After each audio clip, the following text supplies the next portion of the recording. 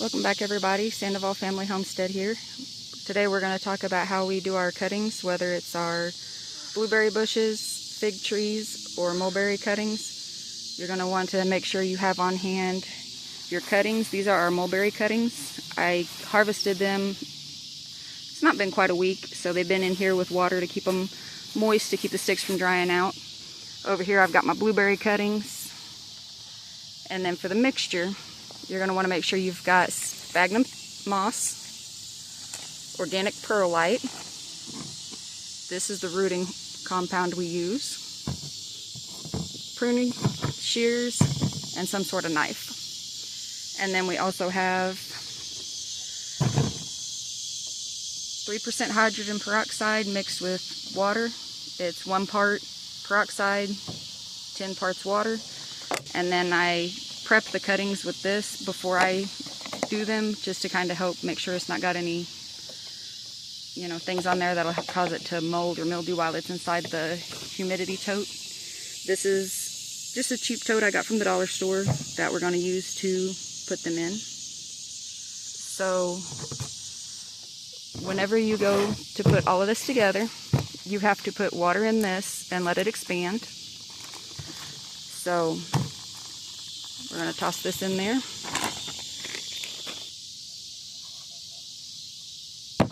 And then we're going to add some water. Probably will take about a gallon or two. If there's too much water, you can always dump some out later, and if you don't have enough, you can add more.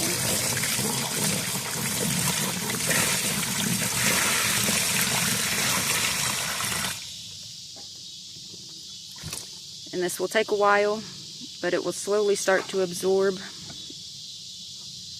We will come back in about 20 minutes to check on this and see how much it's expanded. See you guys in about 20 minutes. It hasn't been about 20 minutes yet, but I did come back, and every now and then I come through and rough it up a little bit so it'll absorb a little faster. Since it is starting to get dark, I wanted to try to rush it a little bit. And I do want to clarify that this water that we added is just regular rainwater.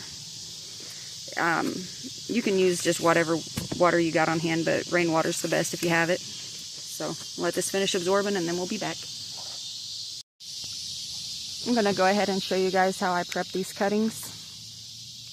The mulberry tree cuttings, you're going to want them about 6 to 9 inches long. So the thicker the base is, the more difficult it is to have it start, and the thinner the base is, the easier they seem to start. So on this one, since it's about a foot long, I'm going to cut a little bit off. I'm going to go ahead and cut about horizontal there, and then a diagonal cut here at the bottom.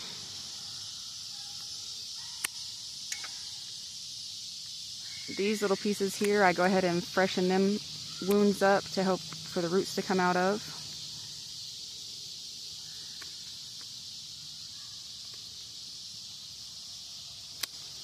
You see where I already pre-prepped them a little bit.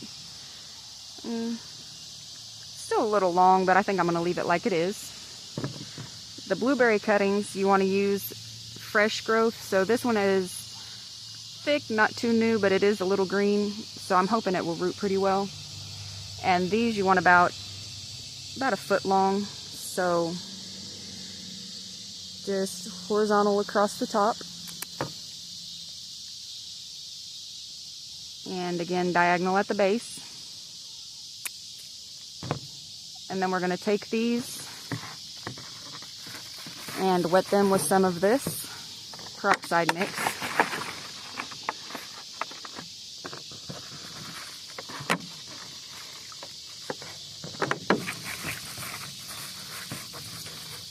Wish I'd have grabbed a bigger bucket, but I didn't think ahead of time, so just want to wet them just enough to kill any bacteria and stuff that's sitting on there that'll make it difficult to work with here in a little bit. And then when we do go to put them in the dirt, you're going to look at these little root nodes. This piece you're going to shove in about that far into the dirt. This one, again, these little nodes is where the roots tend to come out at, so you're going to want to shove this one in probably about that far, so about a quarter to a third of the way into the dirt. And when we finish mixing the dirt, I will show you how we add the Hormidin 3 rooting compound at the bottom of this, and we will shove them in and show you how to do it. When you get to your piece, again at the tip, fully leafed out part, you're going to want to take off these little lower branches. That's going to be a little too close to the dirt. And then these taller ones out here, you're going to want to snip off about here, because you do not want it trying too hard and then dying. You want to actually let it focus on growing roots instead of trying to save these leaves. So you're going to go in here, trim it down, and then you're going to pull off almost all but not every single leaf.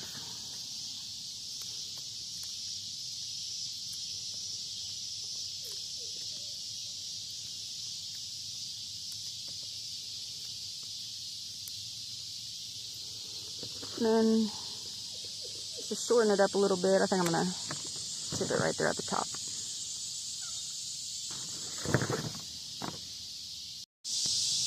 Once you have all of your cuttings ready, prepped and ready to go, I'm going to probably pull a few more of the leaves off of this one. I missed that one. But once you have these completely ready, we'll switch back over to checking the dirt. As you can see, it easily falls apart. Still got quite a bit of water in the bottom. Yeah, it should be alright. Still got a little bit to soak up. But we're losing light, so I'm going to go ahead and try to get this done as quick as possible. You're going to go 50% of this to equal parts of this.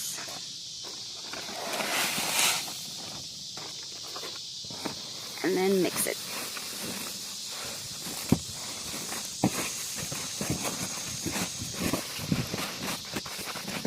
That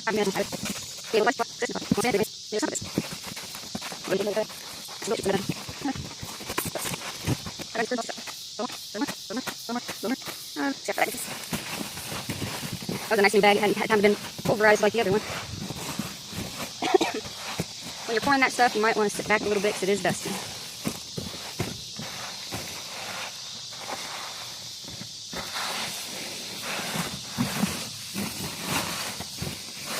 You can see that the water got sucked up by that perlite as well, so now we have dry bottom. But if you pick this up,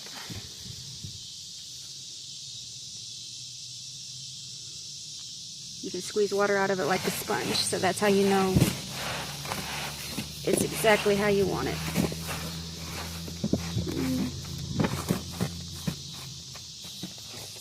Kind of level it back out a little bit.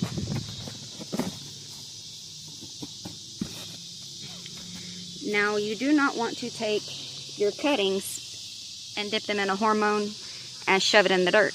If you do that, you're going to shove off all of your hormone, and it's going to just sit on the top and do nothing for you. So what we're going to do is pre-poke holes with our finger.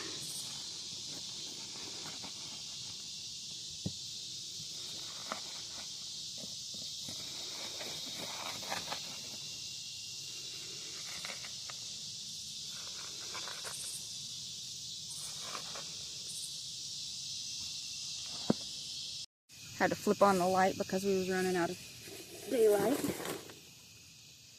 You're going to take your Hormidin 3. And these are still a little wet, so they should stick fairly well. And then in your pre-poked hole, place it.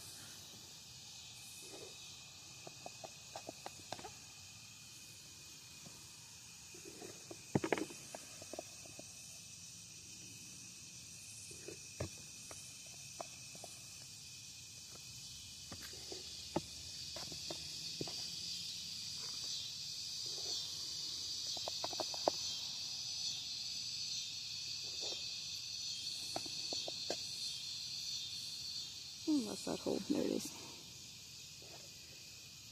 And you're going to keep an eye on this for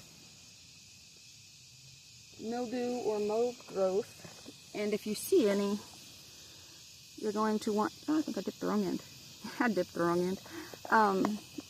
You're going to want to spray it with a fungicide or a mixture of 3% peroxide to 10% water. 10 parts water, 1 part peroxide. You just go back in, gently put them back over. And then we're going to just put the lid on this and leave it set for about a week or two. We're going to keep checking it, check the humidity levels, make sure it doesn't get too soaking wet in there and not too dry either. And then we're just going to cover it with the lid. Didn't even bother any drilling the holes in it. You're going to leave it like that. Alright, I ran out of time the other day because it was getting dark, so I'm going to show you guys how I do the cuttings. I'm using these Pakistan Mulberry Cuttings that I ordered. Just got them in, so I'm going to trim them up while they're still fresh. They're pretty much already ready to go. She's already got the nice little horizontal cut going on top over here, and all we got to do is come in down here on the bottom and do the diagonal cuts. And then everything else is pretty much ready, so we're just going to go in. Let's see if I can do this one-handed. And you're going to take your cutting,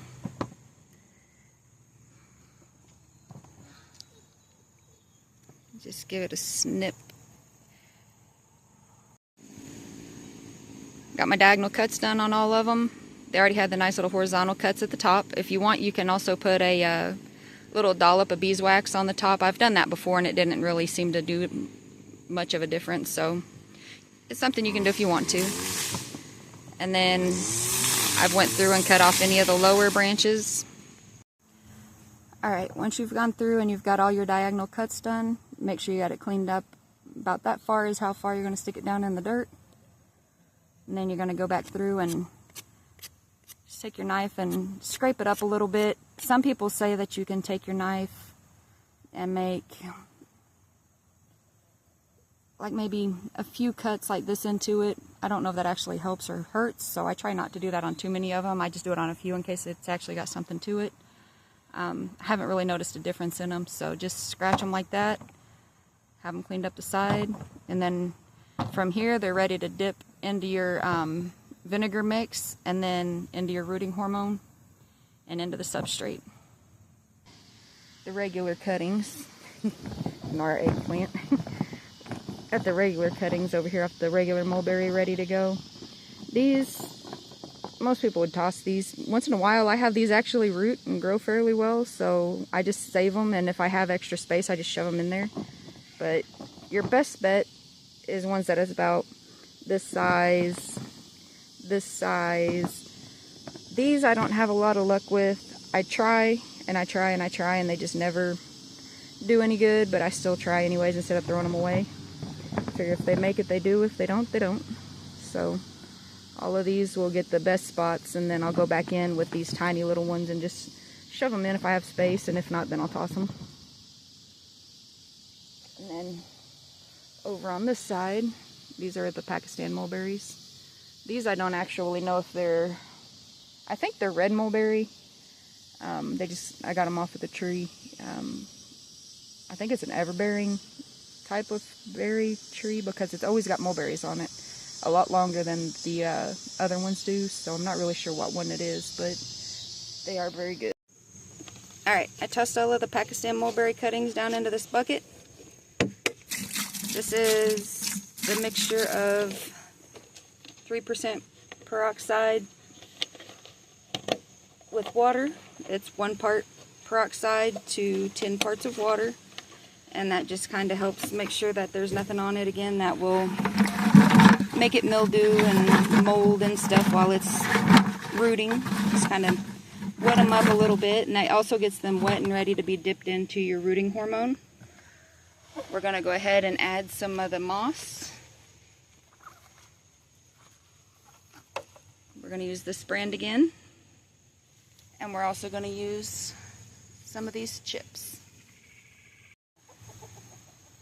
I'm going to put about that many chips in this section of moss, and then we're going to add some rainwater.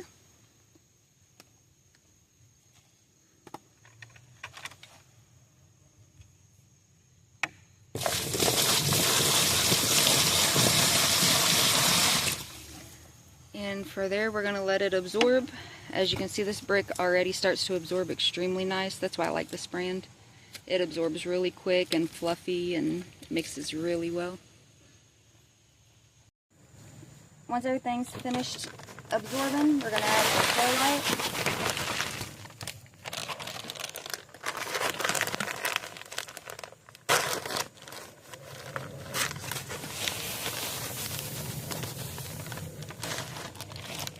I want it to be about half perlite and half moss.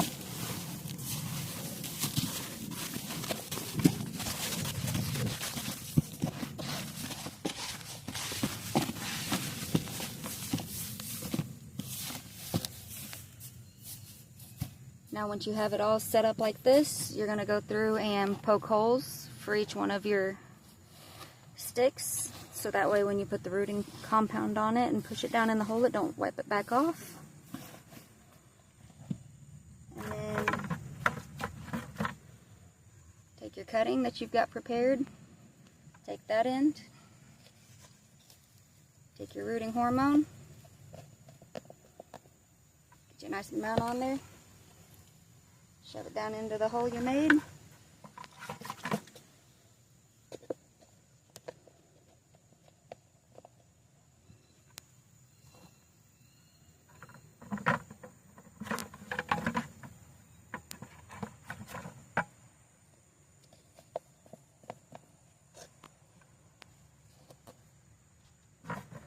You're just going to do that with every single one of them.